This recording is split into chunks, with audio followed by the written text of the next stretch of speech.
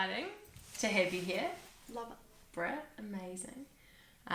Britt is a very talented designer who designed all of Untapped's brand, and that's how we connected. Yeah. One of our mutual friends connected us, and you're just a genius at bringing visions to life, which is obviously what you do for people. I remember the first brief I actually sent you on what I wanted, and I was like, oh, that's not very clear. And you were like, wow, this is very broad. And that was the world for me of entering your world of design. I think what's been so cool about our relationship is like those worlds colliding again. Yeah. So tell me a little bit for your journey. Obviously, share a little bit about what you do, what you live. Yeah, what you're up to. Cool. So originally from Tauranga, which moving to Wanaka eventually is just like, it's, you can't choose one or the other to be the best place in New Zealand, but I think they're pretty on par. But yeah, brought up in Tauranga, moved to Wellington to study at Massey, did 5 years there where I studied Bachelor of Visual Communication Design, and did 2 years of Toi Atea Māori, so Māori visual design. And that's really where my Māori journey started, of figuring out who I was and where I belong and that side of my story. So that was cool. And then worked in a little studio called Homegrown Creative for 2 or 3 years out of uni, which was amazing. Learned so much from Jamie and Siobhan there, and then decided to jump overseas to Berlin for what was meant to be a year, but it was only 3 months. But that was just amazing to be able to like pack up, do it for me and only me, to sell all my stuff that I'd had with like ex-boyfriend, and be able to like let all of that go and trust in what I was about to do and the fact that I could hold myself up, kind of thing. Really proud moment in my journey to have to look back and be like, I did that by myself, for myself. And then also another proud moment was like, hated it, wasn't vibing it, didn't find it at all what I had intended it to be, but that was fine. And then just calling it short, and I was actually only there for 3 months, and also telling myself I'm not going to let myself get as low as I have been in the past with anxiety and depression, and let's fix this before it actually comes into something that it doesn't need to be. So I came home early, best thing ever. Went back to Wellies, got a job at Trade Me. Off the bat, applied for like 20 jobs, only heard back from them. Got it, ended up being there for 2.5 years, moved through 3 different roles, and just kind of grew my corporate experience, but also just team building, being managed by an amazing manager, and starting to teach people or bring up, mentor junior designers. Was starting to get into that a bit more, but it didn't eventuate. We had a journey along the way there where I did the branding for you, and I had an insight into what you did, and that was like while I was in Wellies. And then towards the end of my journey with Trade Me, decided to come and talk to you about some life stuff, and moved to Wanaka. Got your biz. Yeah. And so, so you've got your freelance company, and share a little bit about, I guess, because it's interesting with coaching, right? Because I know, and you'd been on your own journey with, your anxiety, depression, your actual health, or your mental well-being, everything. What spoke to you about coaching specifically? Like, what did you want to get out of it? Like, what made you think, oh, actually, maybe now I work with a coach? Curious, like, that space you're in. So I think for me personally, anxiety, depression had led me down the personal growth through counselling and growing in those areas. So understanding what my brain was doing, the chemicals, all the things that were good for my soul, and all of this self-work that I could do through counselling. So I had a little bit of an insight into what it's like to develop yourself and learn from what is going on in your body, and be intuitive, and sort of how to structure and manage your mind, I guess, and your development and growth. So I think for me, I got to a point where I was like, I've got my freelance life, like that's been going on for the last few years alongside my full-time jobs. Then I've had some in-house experience. I've had some little studio experience and corporate experience, and I'm ready for the next level, and had never seen myself having my own company until I was like 40 or with kids, or I just somehow envisioned that.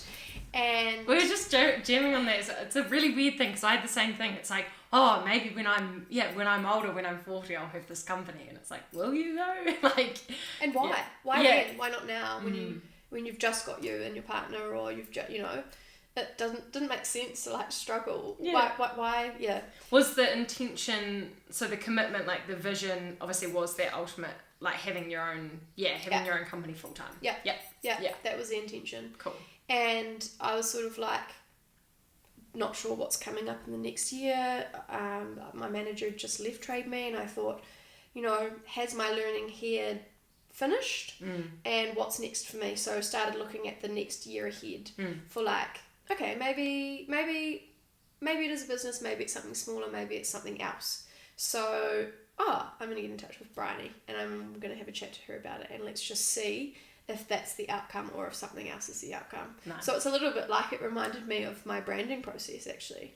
And someone could come to me with, I want a website, and this is my company, and this is my brand. Can you create it for me? And I'd say, sure, that's great.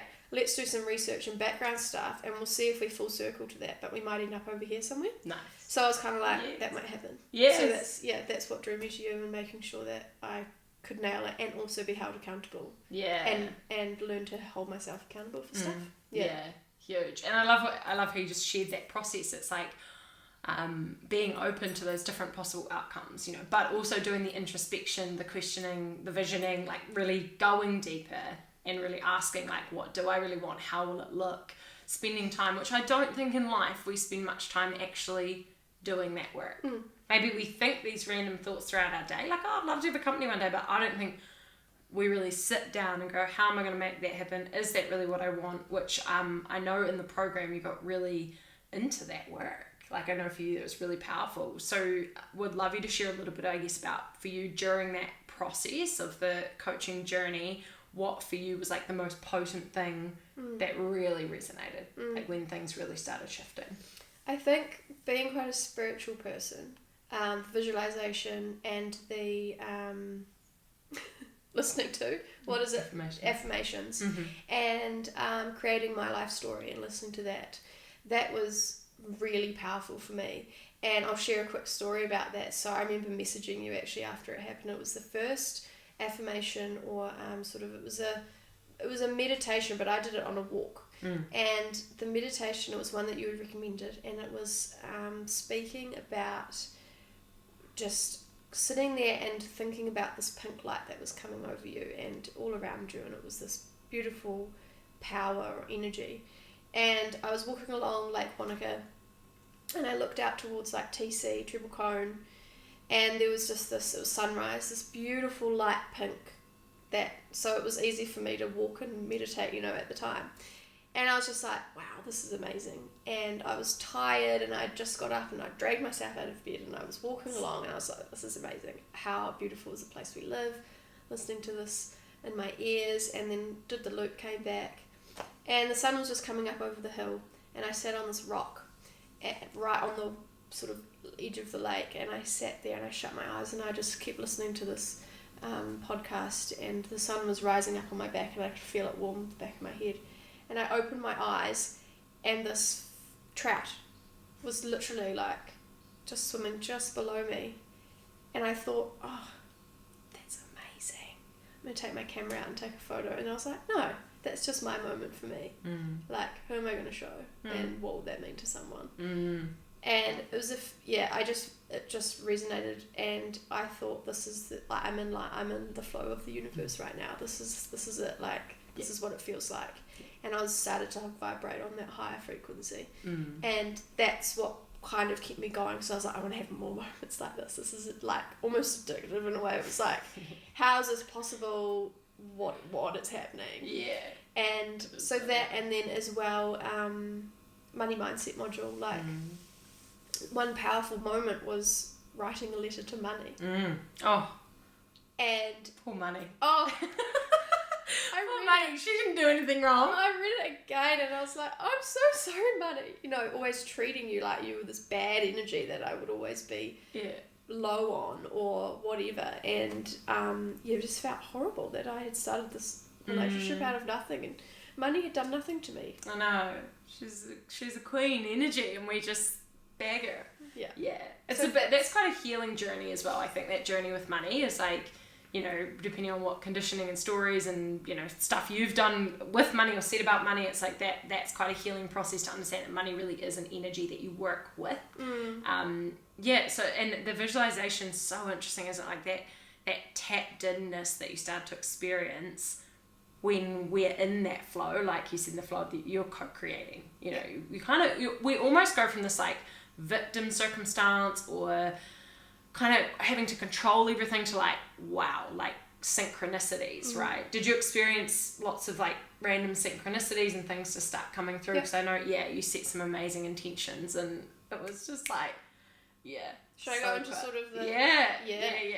So, this is where it just got outrageous. Out the gate. So, I think it was maybe 2 weeks after our last coaching session and I had woken up to this random meeting that had been put in my diary, still full-time in corporate, and I was sort of like, random. It was with my manager and my manager's manager. Anyway, went to the meeting. Look, your role's been made redundant. If you choose not to reapply, you will get a payout of X amount. And during that journey, there was a month kind of period of, you know, deliberation, and I ended up taking the payout. And I literally couldn't help. I was trying not to smile in the meeting because I was just like, are you serious? Like, the amount they had said meant I could pay off my debt and put away that chunk that we had set out that I needed number, to get started. And I'd visualised those numbers in my bank account, and then it all just happened. And then from there it was like, registered my business 1st of April. COVID happened.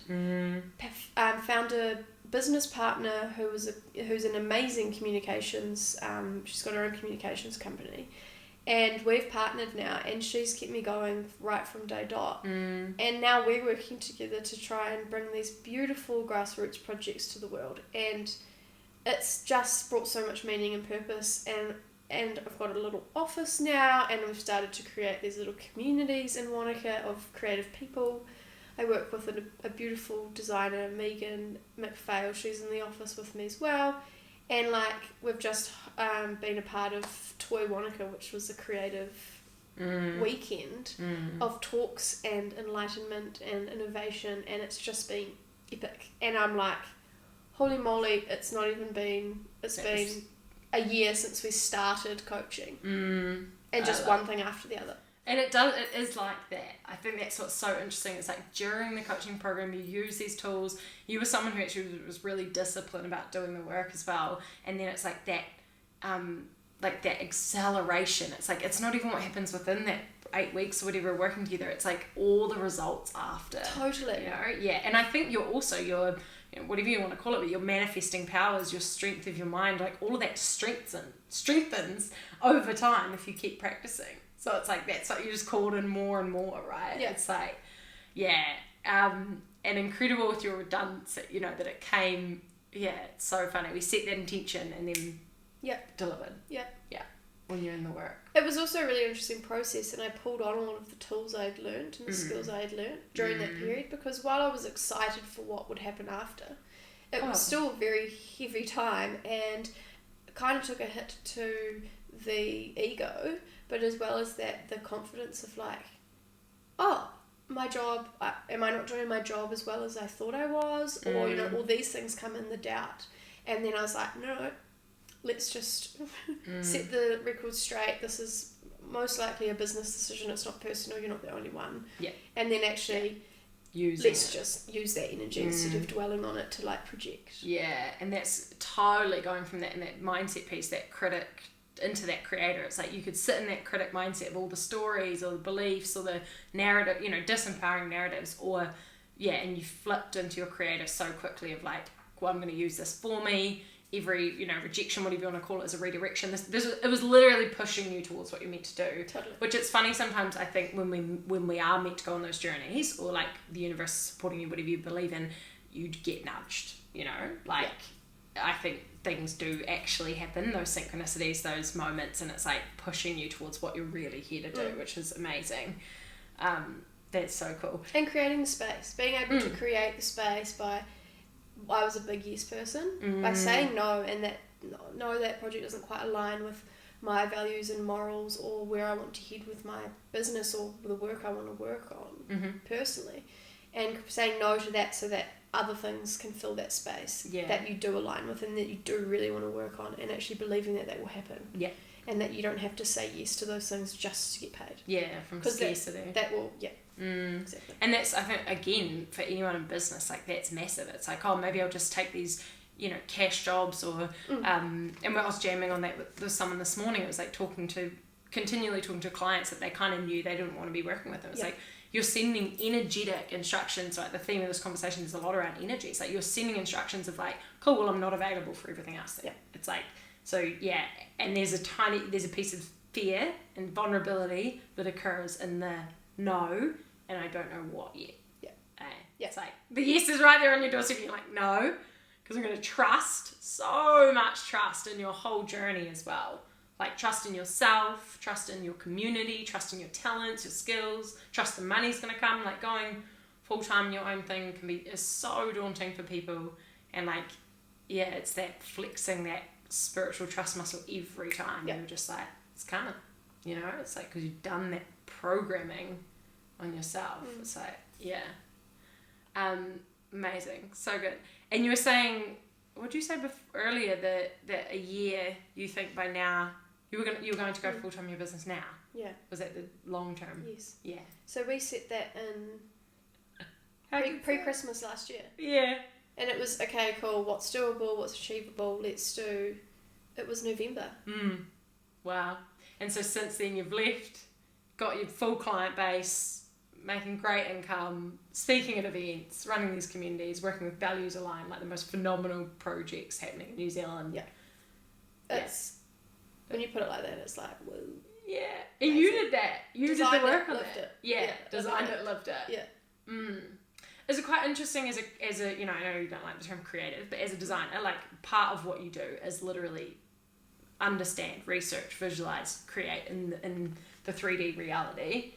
And it's like, what you've done with your life, like, mimics that process too, right? Yeah. Which for me is...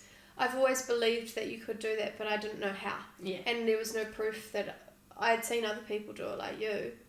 And I'm like, that's cool, but that's them. Love it.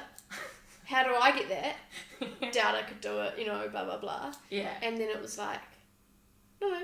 You can do it. You just did it. It's a process. Yeah. You just did it.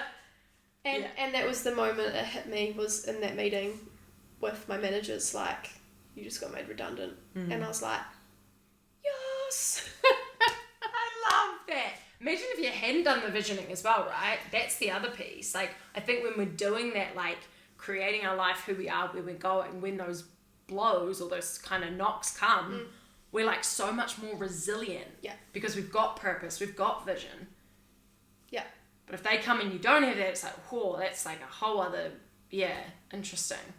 Amazing. So good. And been interesting having conversations with people, obviously different circumstances, but through lockdown and COVID, a lot of redundancies. And we've had a lot of interesting conversations. What can you do now? This is actually an opportunity to restart and do something fresh. And we've seen that a lot in design and new brands, is this is someone's hobby or something that they've been doing on the side for 3 years. But lockdown, they couldn't work for 8 weeks, so they decided to boost that, and they spent the money that they were going to go and spend in Europe this year on family holiday on their side gig, and be able to like start that fresh. So it's really opened up a lot, and I think it's that change of do you dwell on it, or do you kind of redirect do that something energy? With it? Yeah, huge, amazing. There was a couple of things you said that I think are really powerful and really important. in terms of thinking about coaching, it was like, I think timing's really important, right? There'll be a time when people know that that's like, right, I'm getting a nudge, go for it.